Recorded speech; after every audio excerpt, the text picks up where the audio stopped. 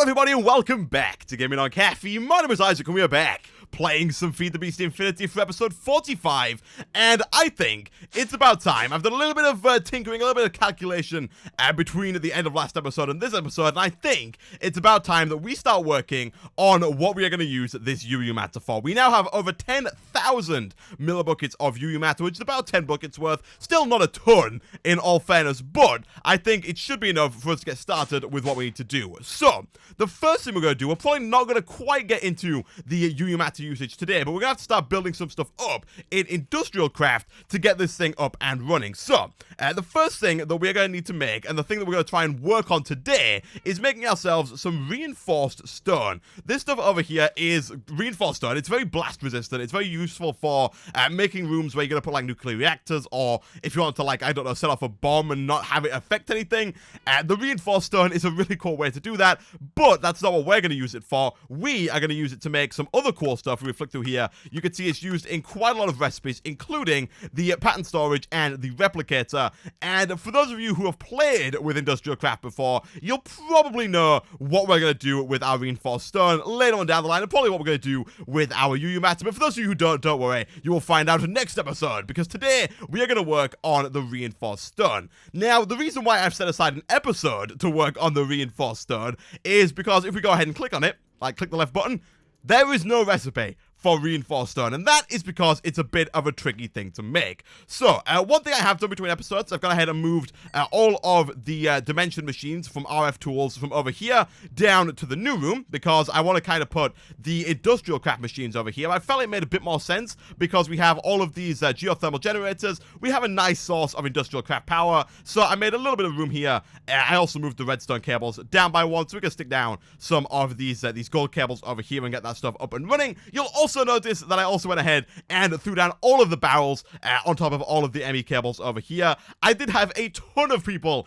in the comment section of like last episode and the episode before telling me to use deep storage units as opposed to these barrels here for storing all of my stuff, and the reason why I haven't gone ahead and used deep storage units is because if we take a look at the recipe for deep storage units, they are very expensive. They require 4 plastic sheets, which is not too bad, but it also requires a resonant energy cell frame, which is made using some more enderium, some resonant energy cells with a diamond and hardened glass and electrum, and then 4 of these reinforced storage boxes, which are made using normal storage boxes, and more and more and more, and they're really expensive. And if I want to make this many of them, we would need a ton of stuff, and like a bunch of diamonds, a bunch of that enderium ingots, which are also very expensive.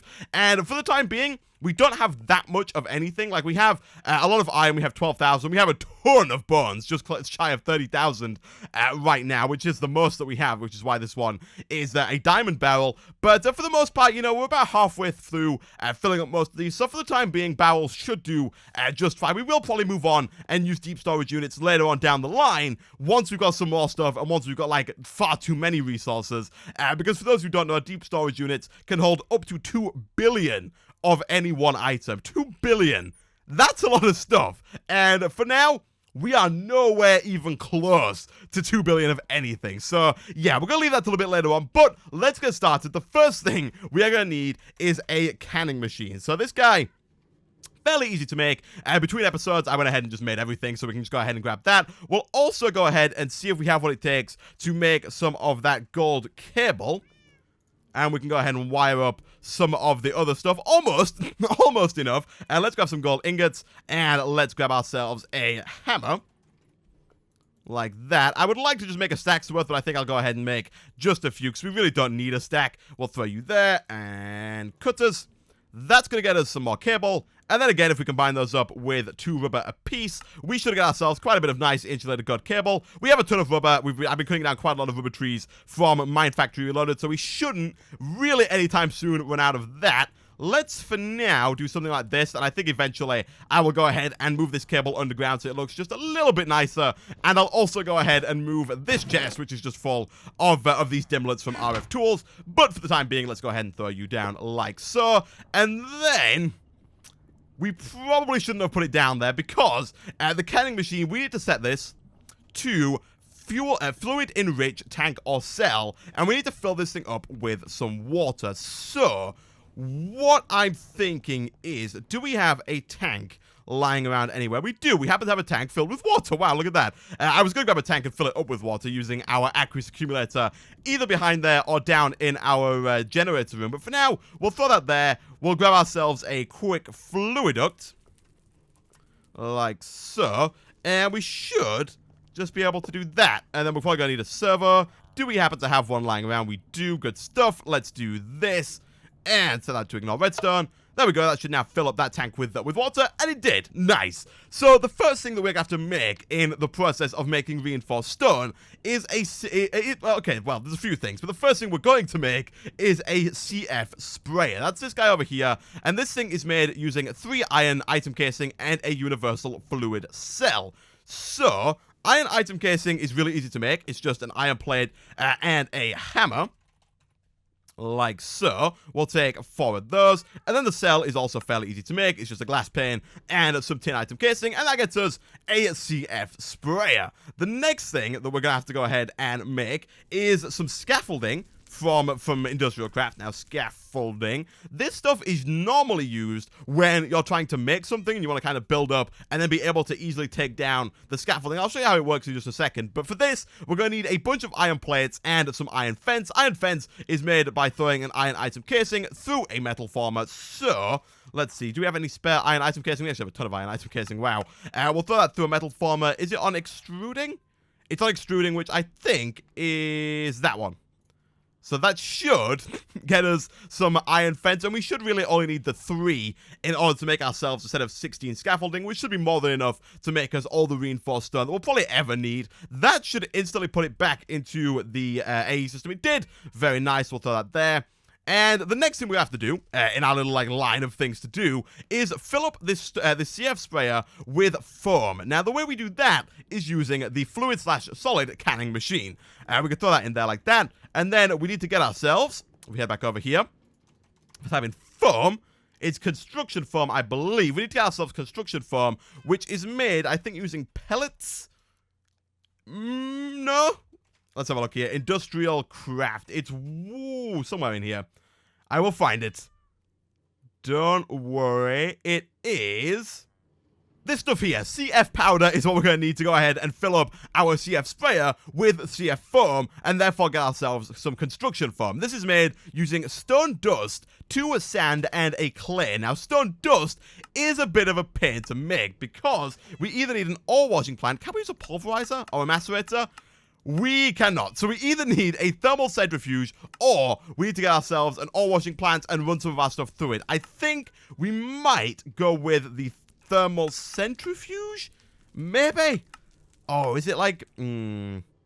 Okay, okay, let's have a look. Let's have a look at the recipes here. What's easier to make? A thermal centrifuge requires a mining laser, so we're gonna go ahead and make an ore washing plant because I've looked at the recipe for a mining laser in this pack, and it is not the easiest thing in the world to make. Thankfully, we have most of the stuff we need to go ahead and make ourselves an ore washing plant. It does require, I believe, a constant stream of water, or at least some water in it, to actually work in this middle section here. So let's go ahead and grab you and just do something like this for the time being. What I might do at a certain point is go ahead and just hook this up so that it's got fluid ducts going up and around into the ore washing plant and the canning machine. But for this should do for now. We'll take you, we'll lose you into the floor. My goodness, come on, get back here.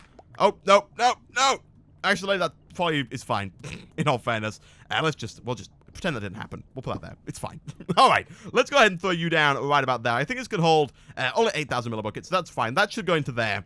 And now, we need to get ourselves some form of broken ore. Now, the only way that we're really going to get to do this is if we have any ore lying around. Thankfully, we do. Let's take, say, copper, for example.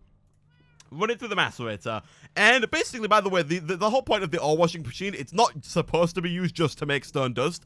It's supposed to be used to get extra ingots out of your ores. For example, if we go ahead and take this, we had 10 copper. If we were to run all the 10 copper through the macerator, we get 20 of this crushed copper ore, which we could just then smelt up and get 20 copper ingots, or we could throw it through the ore washer and potentially get a couple more. So let's take those. Let's throw them through the ore washer like this. And that should... Oh, it's so slow. It's so slow. Let's take all those. We gotta make that faster. It's really slow. There we go. That should hopefully be a bit faster. And you'll see there we got 2 tiny piles of copper dust, as well as a pile purified crushed copper ore. I can't speak today. And basically what this does is for every one of the purified crushed copper ore that you have, that will turn into a copper ingot. So basically it's still 1 for 1. But for every 9 of these tiny piles you get, you can make another ingot. So it's not really like tripling. It's kind of like times, it's not like double, it's somewhere between doubling and tripling your ores. Kind of about 2.2 timesing your ores. You get a little bit extra, not a ton, but the only thing that we're really interested in for now is this stone dust. So let's grab some of this. Let's throw it in over here, like so, with that, and then sand and clay, I believe we needed. Sand, and clay. Yeah, that gets us 1 CF powder. Now, I think, I have a feeling here that we're going to need quite a bit more than 1 in order to get this thing up and running. So I'm going to go ahead and quickly fill this up with a bit more water. Hopefully we can grab it before it falls down into the void this time. There we go. Let's stick you back there. And basically what we're going to do is we're going to go ahead and throw our pellets in the middle here, and that should start to fill up our CF sprayer with CF powder. And then when we spray it onto our scaffolding, which we can go ahead and grab here real quick. Let's see, do we have those fence? We have 2 of the 3. Why did you... Oh, are you just... What did... That's out of power? Oh, okay, yeah, I think I know why that's out of power. I think I disconnected some of the cables so that we could use the Rednet energy cables from Mine Factory Reloaded to get a bit more power to our macerator and our electric generator here, our electric furnace here. So that is why things are not working. However, if we throw some coal in there, things should start working again. We really need to get some better power generation systems in our system here, and we have no charcoal. Wow, can we use blaze rods? I believe we can. Possibly, maybe? Question mark. Yes, we can. Okay, that's good. That's going to keep that thing working. We only need 1 more. So as soon as that's done, I'm just going to take that out. And let's go ahead and just fill in the floor here so it doesn't look like a complete mess. There we go. And we should be able to get ourselves our first piece of scaffolding. Get ourselves some iron plates. Do something like this. And that gets us iron scaffolding. Now, by default, iron scaffolding is supposed to be used for building in general. So you can do this and kind of build up. And you can kind of climb it like it's ladders. And then, you know, you can climb up to here. You can add to your building, and then when you're done, you can kind of slide back down. And if you break the bottom block, the whole thing breaks, so it's really easy to take down large structures of scaffolding. Really cool little feature for those of you who've never played with scaffolding before. It's pretty useful for building stuff, but what we're going to do is we're going to go ahead and grab the CF sprayer. We're going to take our scaffolding. I think it might have to be outside, although I might be lying there. And if we put our scaffolding down and right-click with the CF sprayer, that does have a 1,000 millibuckets of construction foam in. Boom! It turns into a reinforced construction foam block. And now, if we leave this for long enough, it should do something pretty cool. So while it's doing that, let's head back down into here. Let's see about getting ourselves a couple more of these things. We got ourselves a bit more stone dust. Let's go ahead and do something again. We don't have any sand, so we're going to have to be a bit innovative here and go and make ourselves some more cobblestone from our chiseled cobblestone, and then go and throw it through a sag mill to get some more sand? Yeah, so that's how we're going to have to do that. But then we should be able to go ahead and make ourselves some more CF foam. Like that. And again, we could throw it back in. And for each piece of CF foam, you do get 1 block of that construction foam we have outside. You can work on 1 block of... oh, no, you don't. You get 10. Wow, okay. I thought it was 1 for 1, but we can actually go ahead and do this. I don't like the fact that's there. That was a misplace. Let's throw you there. Oh. Oh.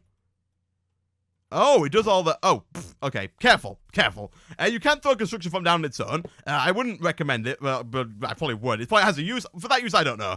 But if we wait here now long enough, we should see this stuff here transform.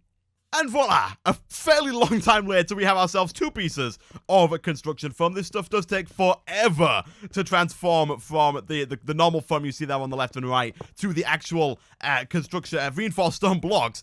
But that is how you get reinforced stone using Industrial Craft 2. It's a bit of a finicky way of going about it. I don't know why it's such a... Oh, look at this. We get more of it. It's a bit of a pain to make. It is really blast resistant. I know a lot of people use this to kind of surround their nuclear reactors and stuff like that. It is very good for that. It can withstand a lot of... It's got a high blast resistance. It can withstand a lot of explosions and stuff like that. So it is very useful. But like I said, for now at least, that's not what we're going to use it for. We are going to use it for making some core machines like the replicator and the scanner that you saw earlier in this episode. But for now, we're going to have to do that next episode because that is going to take like a long time in itself to set all that stuff up and actually get our UV matter put to use. But for now, guys, I'm going to end this episode here. I do apologize. It was a bit of a short one, but hopefully you enjoyed it nonetheless. Thanks for watching, and I will see you guys next time.